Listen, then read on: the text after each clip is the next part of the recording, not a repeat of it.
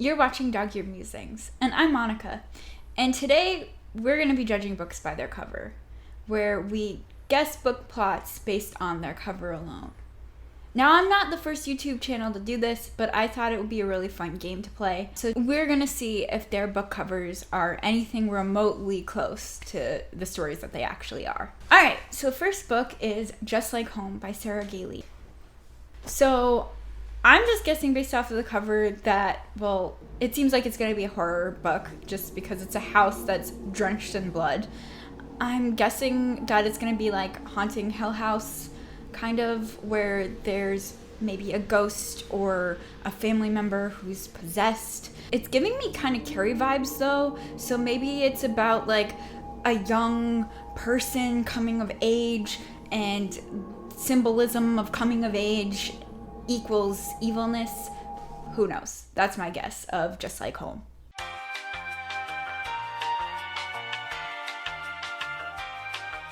Okay, so I guess I was kind of right. It's about like the house definitely plays a central role in this book. But from what I just read, it seems like it's more of a horror novel based on the relationship between a mother and a daughter. And an artist moves into the house and kind of stirs things up in the already tumultuous relationship. The next book that we have is The House Across the Lake by Riley Sager.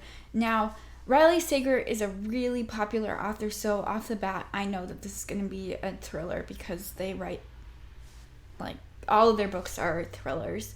If I had to guess what it was, I'm assuming that it's probably a multi-person perspective book that takes place in a really bougie house on a lake, and there's probably a murder that's going on, and one of them is dead, and we have to figure out who it is and who the killer is.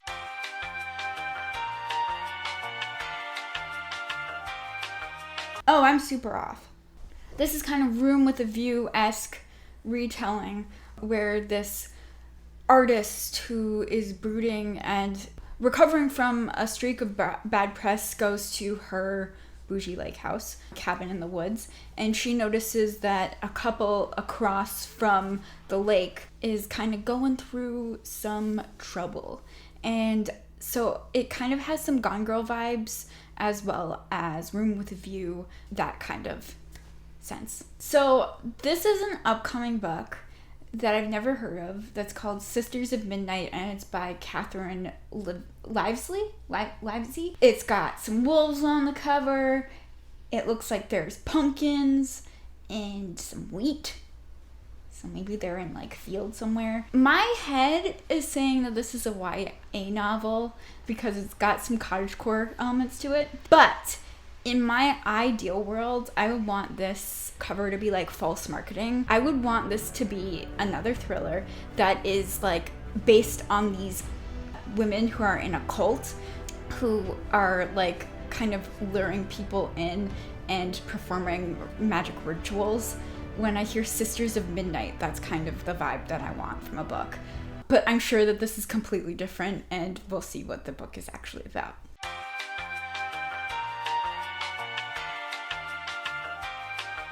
Perfect for teen readers, following the unlikely alliance between an apothecary, a witch, a warrior, and a witch hunter. So it's not the cult seance that I was hoping for, but it does seem kind of fun.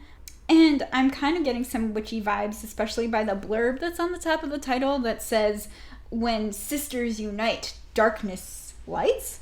I think that's what it says. I'm still getting some dark vibes, so maybe I'll give it a read. The next book that I'm going to be judging is called The Pallbears Club by Tremblay. I'm guessing that it's a thriller, but it also is kind of giving me like weird indie, like rom-com vibes, like Three Weddings and a Funeral. Like, if I was looking at this, I would assume that this is about like three dudes who are like best friends, and they meet at their teacher's funeral, and all of them have this huge falling out because of a romance, and they have to hash it out because they're realizing that life is finite. And when I'm picturing the three guys, I'm picturing the guys from Boy Meets World.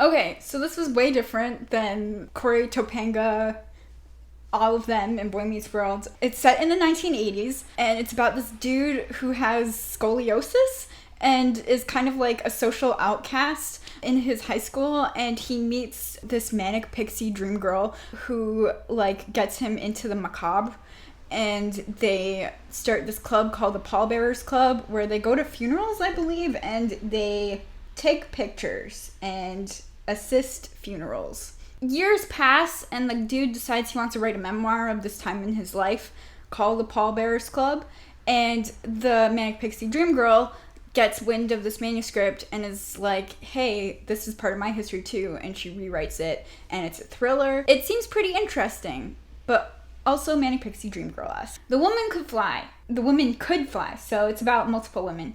I'm guessing that this, so we can see it's got like kind of this impressionistic contemporary painting, and it's by Megan Giddings. I'm assuming that it's maybe contemporary fiction, maybe it's literary fiction, so probably all the feels, but maybe relatively to little plot. I'm feeling like it's probably a family narrative, so talking about generational trauma and kind of how a family kind of is affected through some obstacle that happened in their life.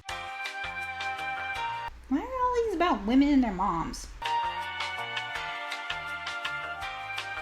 Okay, so you know how with the young adult novel, I wanted cult vibes? This actually is the book that has cult vibes. Megan Giddings was inspired by the work of Margaret Atwood, Shirley Jackson, and Octavia Butler, and this is kind of social commentary on those work. It's about this family, so family trauma, but it's about a family of witches, and a young girl is murdered.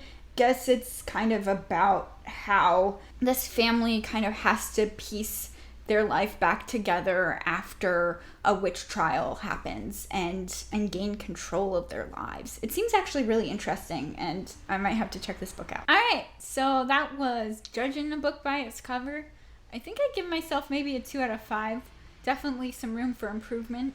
That was pretty fun. This has been Dog-Eared Musings. I'm Monika. Happy reading. I don't know what the time is. Why not the time? Peace sign. Peace sign.